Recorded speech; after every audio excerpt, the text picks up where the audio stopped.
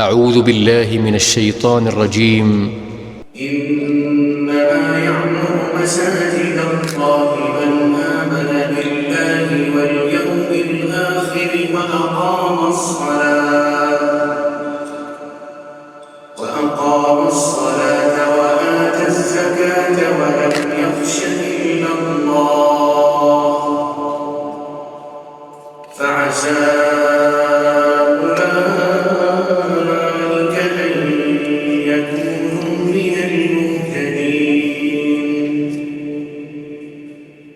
أجعلتم سقاية الحاج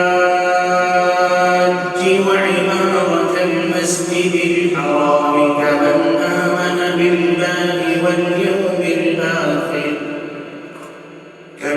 آمن بالله واليوم الآخر وجاهد في سبيل الله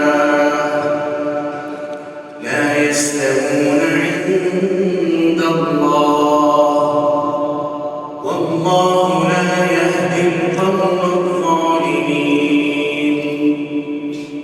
الذين آمنوا وهاجروا وجاهدوا في سبيل الله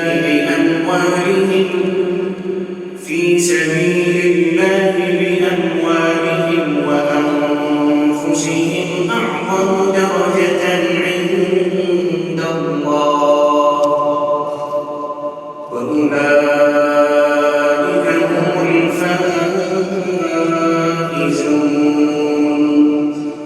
يبشرهم ربهم برحمة منه ورضوان وجنات لهم فيها نعيم مقيم خالدين فيها أبدا إن الله عنده أجر عظيم. صدق الله العظيم.